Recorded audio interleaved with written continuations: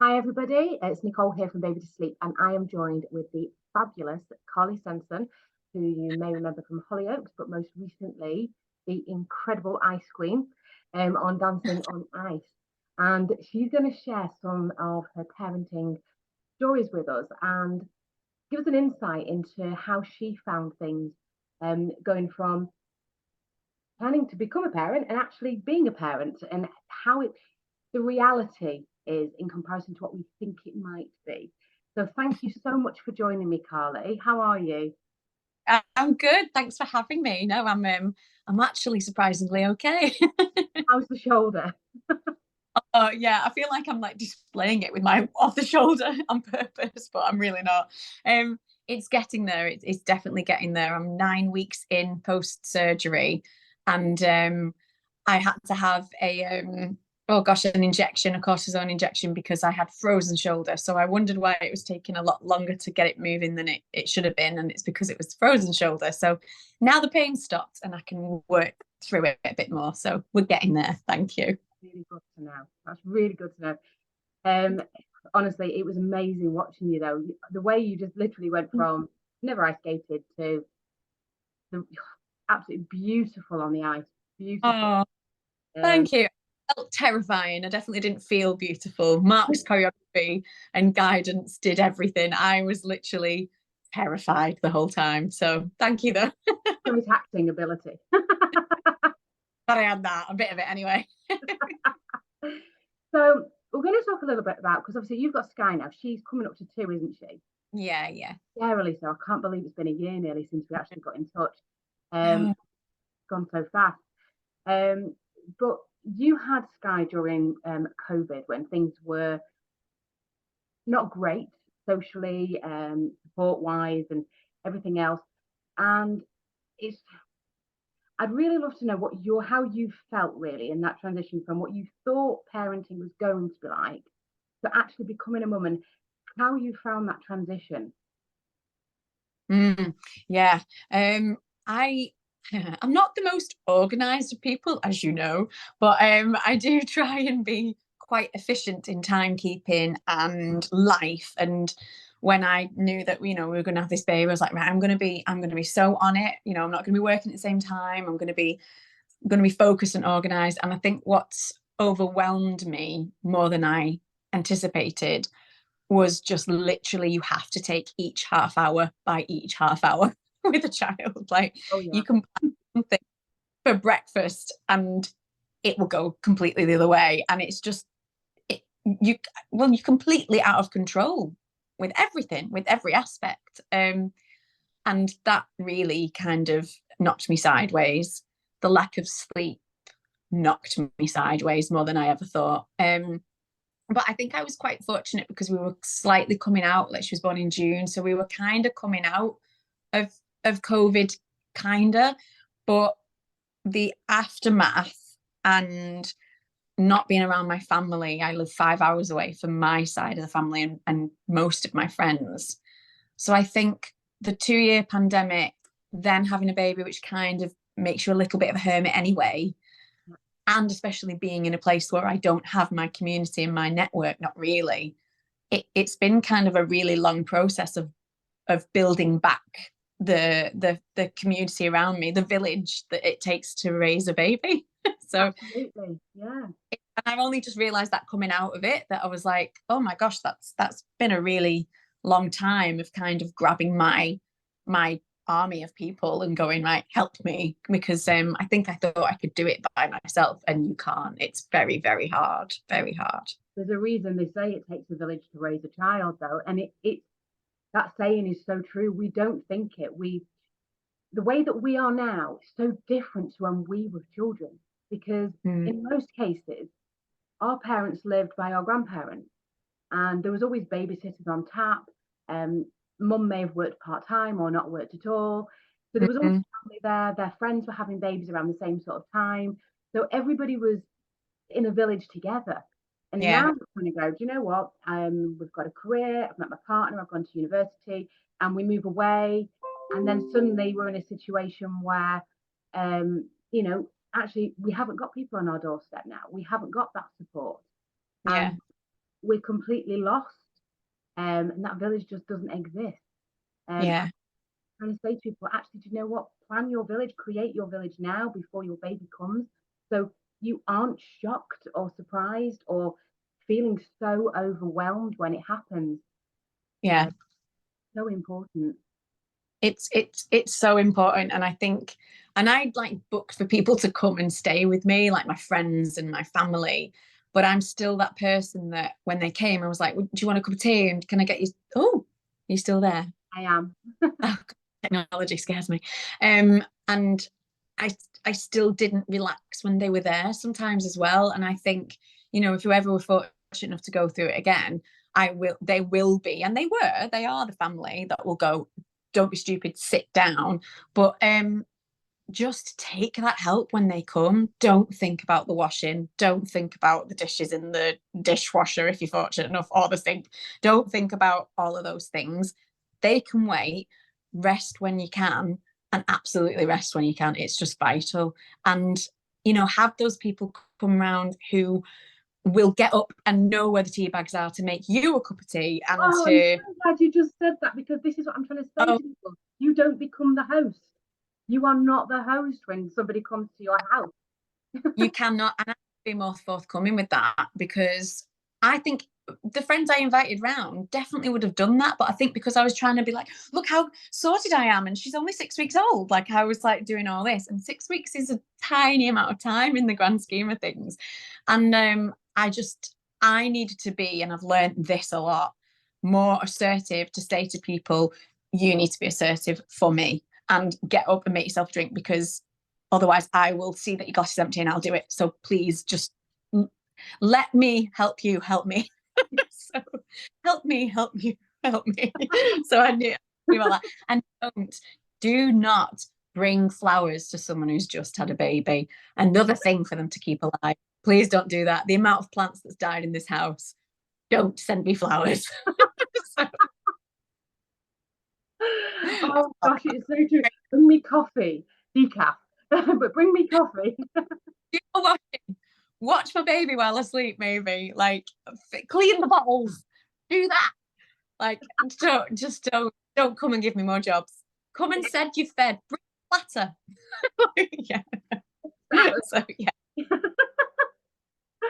So talk to me about the birth itself then, because you joined the third of the population that had a cesarean section. And how did you find that?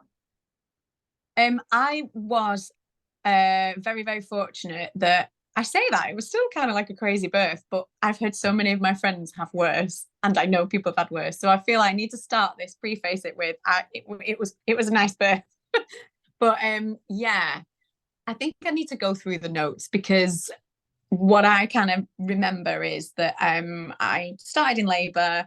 Our midwife came and I was in the bath. I was there thinking I was going to be so zen with all this.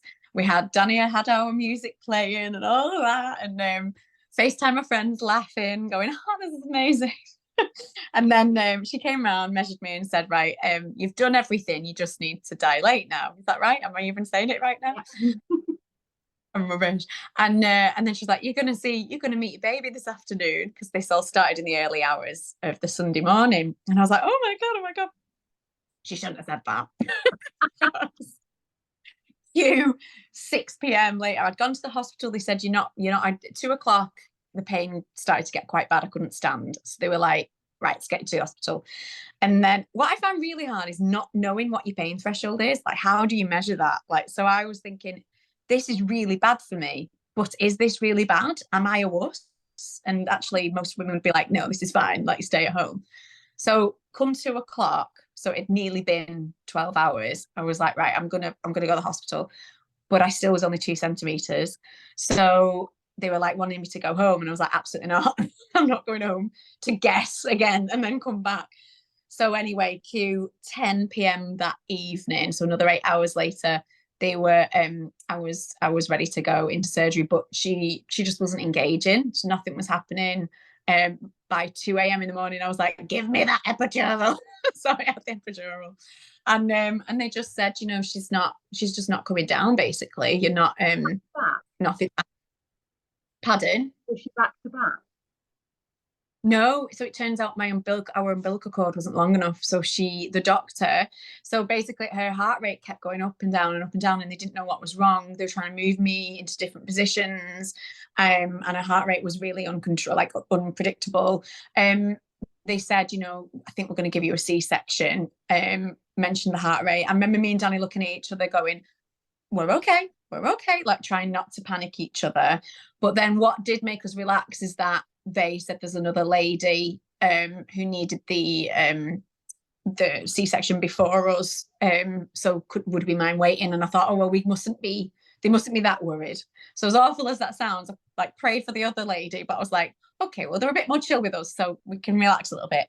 And then 6 a.m. that morning, bang on 6 a.m.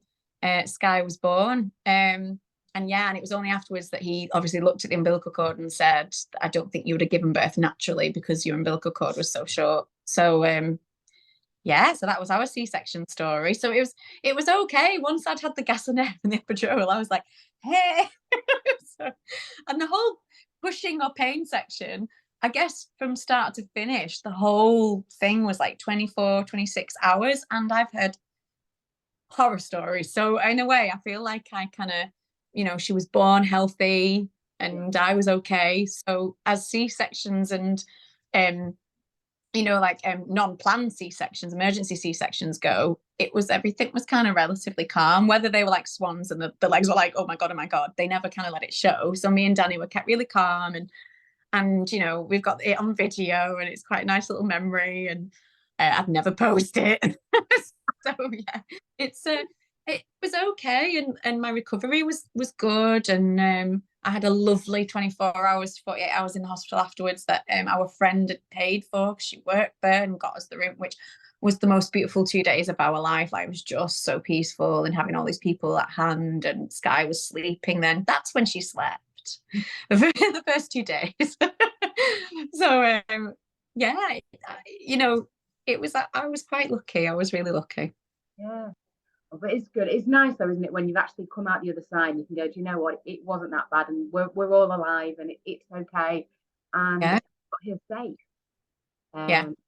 That was the main thing. She came out happy and healthy, and the minute that they handed her back and said, yes, she's okay, I was like, phew. So that doesn't matter then. You know what I mean? They're there, aren't they? I mean, you hear these horror stories and people still go again because they're all worth it, really, at the end of the day. They are, and I think you are right. That being told that somebody else needed to go before you, the amount that must settle you.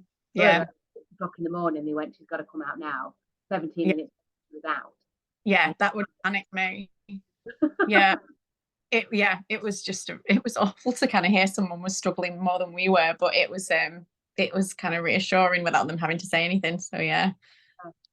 So how did you find it after that then? So we all talk about maternal mental health, and there seems to Sorry. be there seems to be so much stigma around maternal mental health or mental health in general. And people don't realize actually 1 in 5, that's the whole 20% of the population, do suffer with, are diagnosed with, I've got to say diagnosed with, because actually there's a huge amount of people that aren't getting diagnosed because they're not getting help. They're diagnosed with some kind of mental health issue, in post having a baby or pre having a baby. How did you find things? Did you feel that your mental health took a bit of a back step a little bit while you were becoming a mum? Yeah, absolutely. And I'm quite a slow learner in that sense. Like, I always kind of use the example that I was absolutely fine when I hit 30, and it was 35 that I went, oh my God, I'm in my 30s. Like, it takes me a while to kind of, everyone was worried about turning 30, and it took me 5 years to figure that out. But it did. The lack of sleep came first. I remember my sister messaging me going, you're gonna feel like you've gone round the bend. And I messaged her back going, I did that weeks ago. Like, I've gone to another level, like, of just I remember once, like, she wasn't sleeping. I slept in a room by the side of the cot, and Danny said he'd take over at 7 a.m. in the morning, and he was working nights, so that was quite a big ask as well. And he slept through his alarm or something, and I just remembered, like, I couldn't shout him, I couldn't do anything. He was obviously in a different room. So we have the device that if you say her name, she will do stuff, which I can't say because I'm sat right next to one.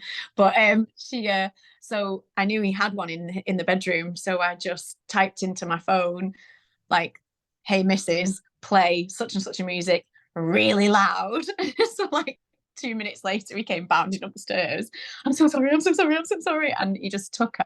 But I think he was like, oh, all right, baby, okay, here you go, give it to me. And he was quite light. And I think him not acknowledging how shattered I was and broken in that moment, I just dropped to the floor and went, oh, and just started crying. And he came back up the stairs and went, I'm so sorry. I'm so sorry. And I was just, yeah. I mean, I never argue with my mum. My mum came down and I was really talking to you at the time.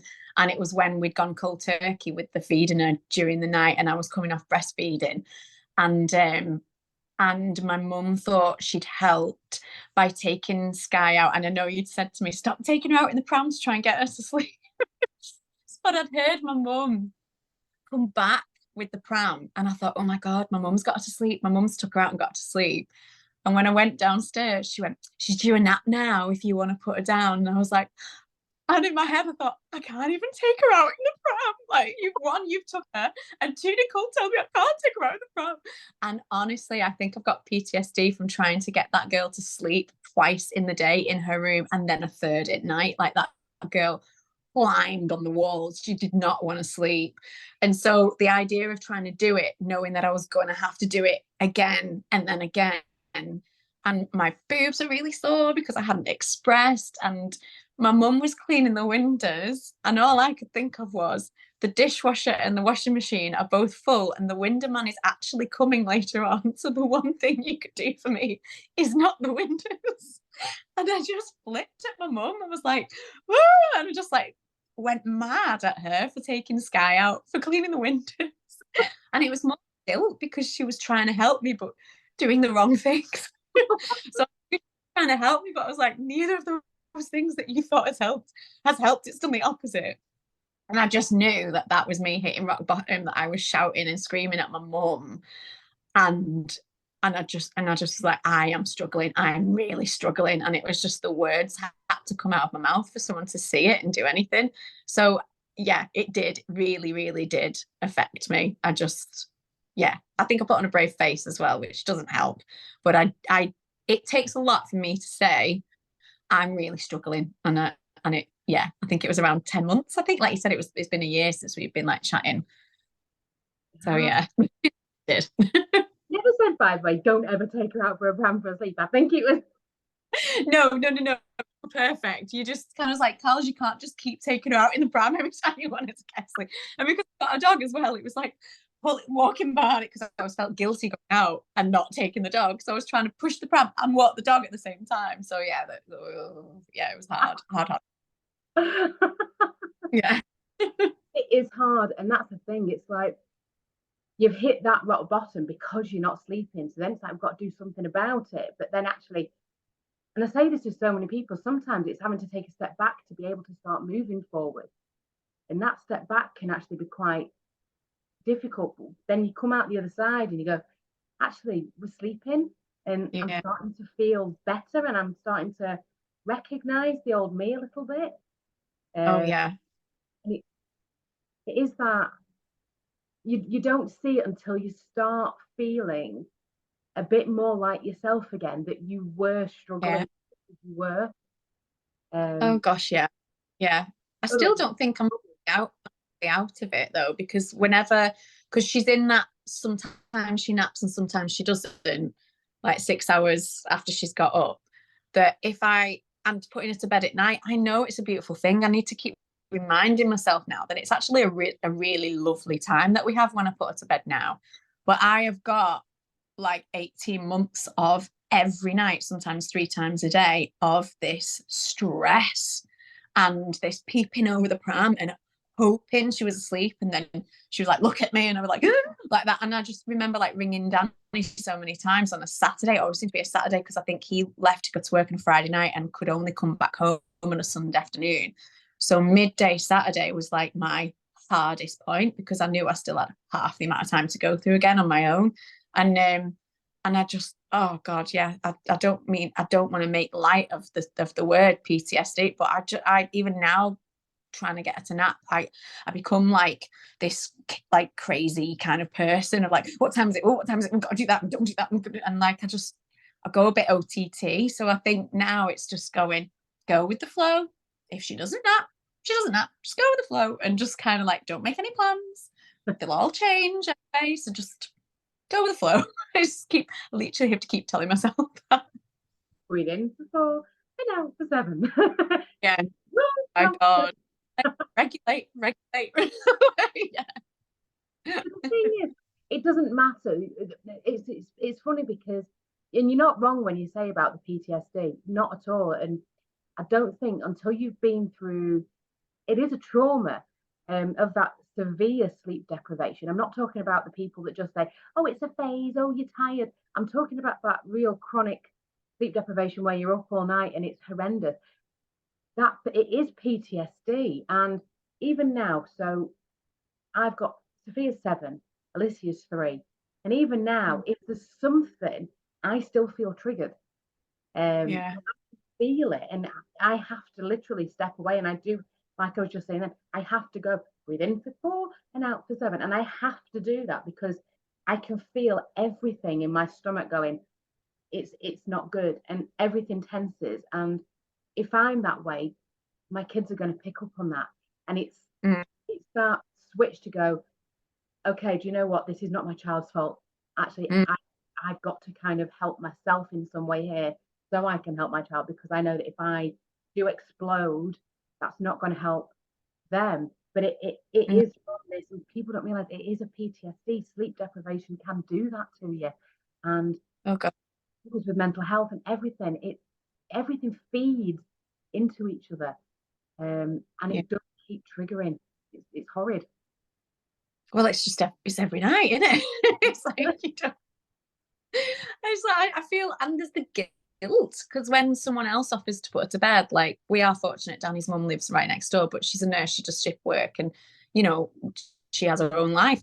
But when she's like, oh, I'll have Sky tonight, I'll put her to bed, and it's that guilt of going, oh, okay, like, and then going, oh my God, I love so much to feel guilty, and then also because she's still quite clingy, it's the no, I want mummy, and then all of that happens, and then you think, oh my God, if I would just be okay putting her to bed every night, no one would be sad, no one would be put on, and I'd be fine, she'd be happy.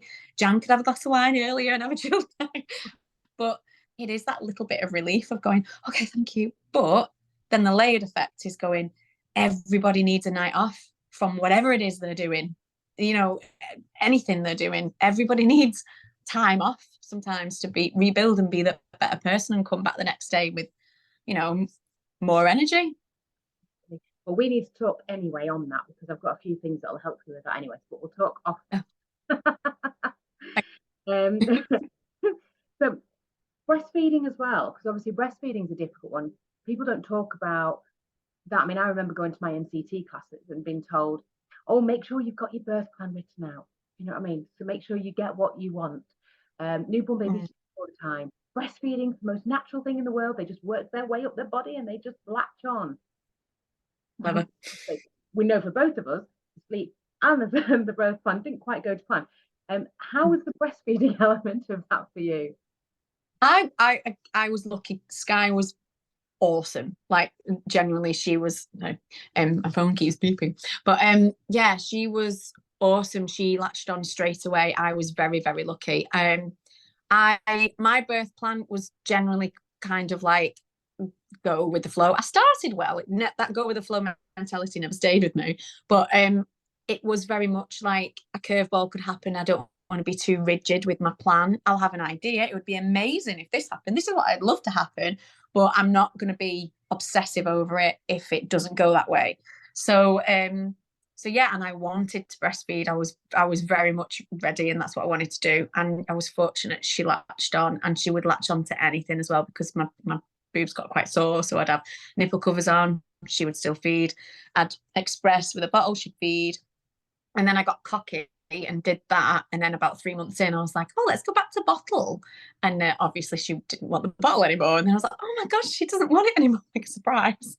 So, but yeah, I was quite fortunate with breastfeeding. She was really good, but it just became, obviously, as it does, like every 2 hours. So you just wouldn't sleep. And then it was only me who could do it. And then it was only me for 10 months until I was strong enough, thanks to you, to go, you've got to listen to them cry sometimes and let somebody else do it. And just, you literally held my hand through that, hearing her cry for the first time, because daddy did it and not mummy. And oh my God, it was so nice to get some of my nights back and some of that kind of rest that I needed, and less pressure of it just being me. So when she was able to take the bottle and Danny could put her to bed, it was like, hallelujah. So, you know what, you got your bed back as well, didn't you? Because you'd lost your bed. Yeah, she went right upstairs to bed. But no, she's yeah, that was good, because I'm going to carry you over. Sorry, this is going to be a very interesting little diversion to the plug to plug me in. But yeah, the minute she started biting me, I was like, where's that bottle? So yeah, the bottle came out. But yeah, but she was co-sleeping, wasn't she, with you up until that point? Because it was just the easiest way, wasn't it, for you to get some sleep? Yeah, she was. I mean, I don't think I'd change it too much, really. I loved having her right next to me. I'm a little bit of a worry wart, so I loved being able to just see her and have her there.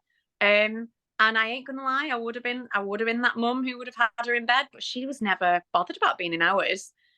She still isn't. She's really not bothered. She'd sit there in the morning and watch Moana with the Cocoa Pops, but she's not bothered about sleeping there.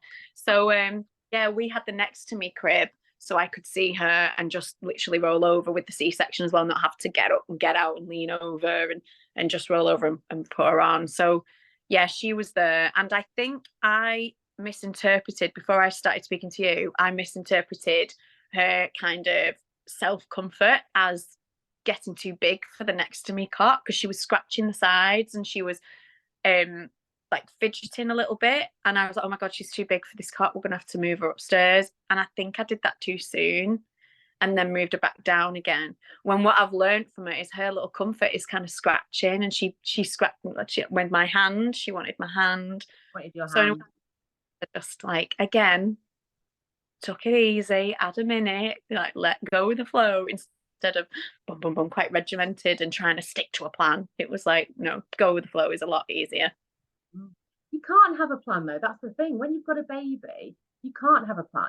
And even when we're talking about sleep, I mean, we spoke quite a bit, because it was like, right, okay, stop that, stop doing this, stop doing this, try this instead. Right, breathe, step away, don't do this. Yeah, And you can't, because it constantly changes. They change on a daily basis. Their sleep needs tend to change, especially in the beginning, when yeah, if they've not been sleeping at all hardly, and they suddenly start sleeping, everything starts to change. And they go from, because I think at the time, if I remember rightly, there were some days, bearing in mind she was only 10 months, she was only having one now. And it was like, yeah.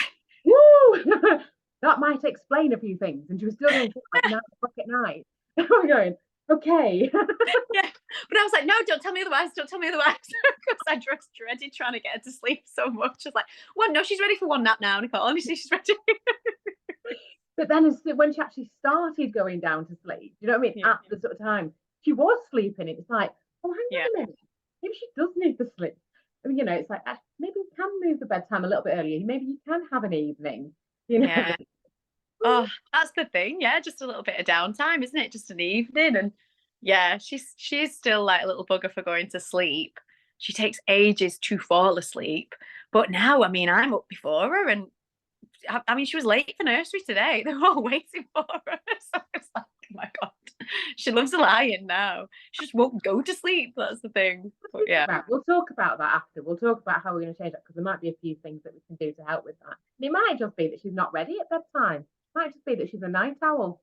oh, I mean, I love the lions. I don't want to change that. That's really nice. It might just be that she's a night owl. So maybe rather than having the stress at bedtime, maybe everything just moves that little bit later. Yeah, which But is not, yeah, it's not a I think it's because, like, to be fair, Danny's going to be unemployed with me in July anyway, so it's not going to be that much of a problem. We'll probably be sick of each other. But I think we've really needed our evenings, because that's, you know, one night a week is all we get sometimes. So on that one night when she only wants to go to bed at like 10, we're like, "Babe." So it's just like, we adore you, but go to sleep. And then I literally go, "Hi, babe." And he's like, "Yeah, I'm shattered." I'm like, "Me too." And then that's it. There's our evening gone. But or one of us falls asleep next to her, because we managed to fall asleep, but she doesn't.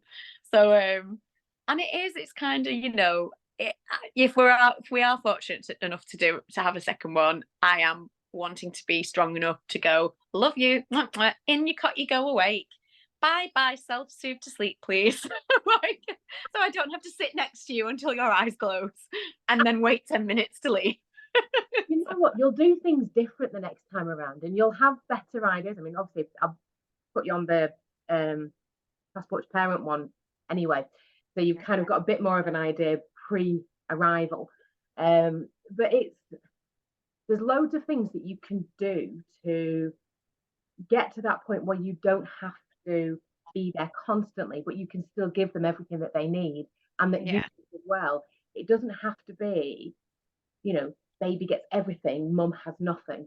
Mm, It doesn't have to be baby has nothing and mum leaves her lad. Actually, there's ways that you can meet in the middle with everything. Um, yeah.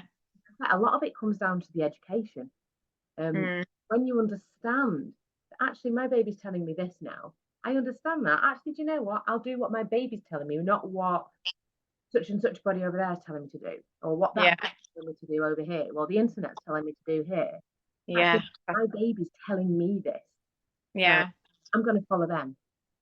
And Yeah, and it's your instincts as well, isn't it, really? And like, I think I don't trust my own instincts enough anyway, and I always look for advice of people who've done it, which is nothing wrong with that. But I think sometimes I knew what to do because she's my baby, we're connected, but I just kind of fought it a little bit. Um, but yeah, I think it is that. I think what really threw me is just hearing her cry so hard that she'd make herself sick when I oh, was desperately trying to do the whole gentle step away. I can't remember what you call it, where you're with them, your hands with them, and then you step away, but you're not that far. And so every night I'd go a little bit further. And when I was out of reach from her, she'd just be sick. So then that would be it. And the next night I'd be like, right, not going, because I no, don't want to you don't see you want that that. upset. But I also didn't want to clean up every night. You So, don't want that anyway. You don't want them sick anyway. That's no. not nice. I know, bless her. But yeah, I think now I do. Now she's older and I'm a bit more savvy to when she's conning me. Hopefully, I'll take that confidence with me if we do have a second one to be like, "No, I know your game. Go to sleep." And it's also just reassuring yourself that they're fed, the nappy's changed, they're the right temperature, everything's right. They just need to sleep now, and let them fight through that couple of minutes, however long it is. You're there, like you said. You're not far away. You're there.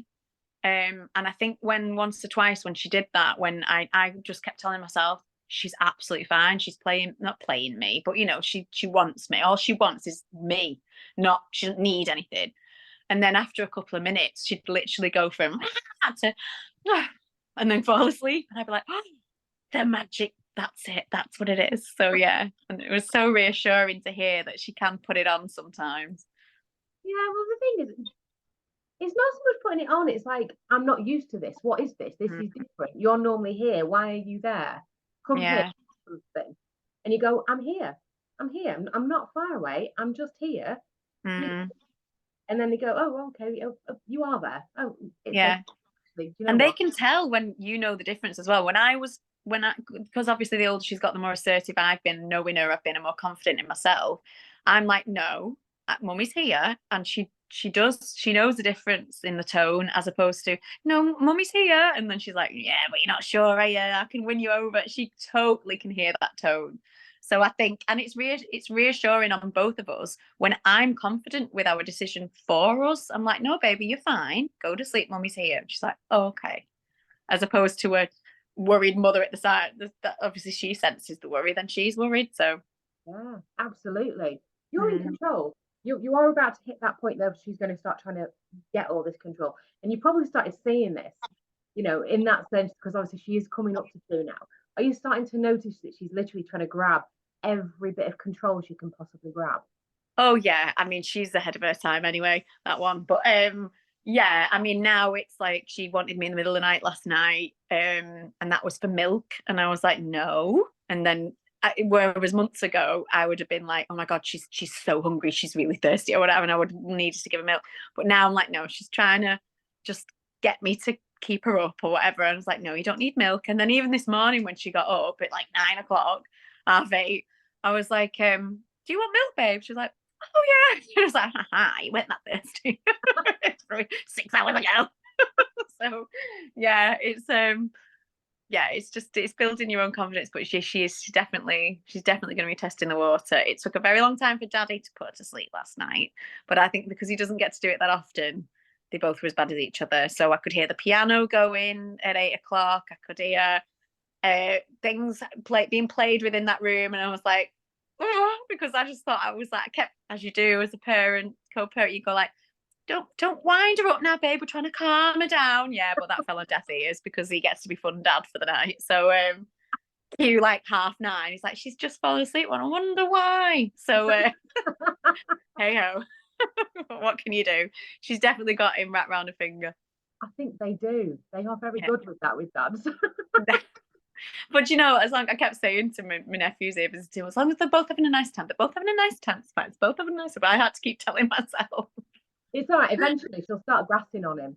We have it all the time where my husband will give Alicia something that I've said no to, and I'll come down and she'll sit there with this face and she'll go, "Daddy gave me chocolate." Did you really? Oh, the little monkeys are. I said, she's going to grass you up every time. Yeah. But she doesn't help herself either, does she? It's like she's grassed herself up. Oh, bless her.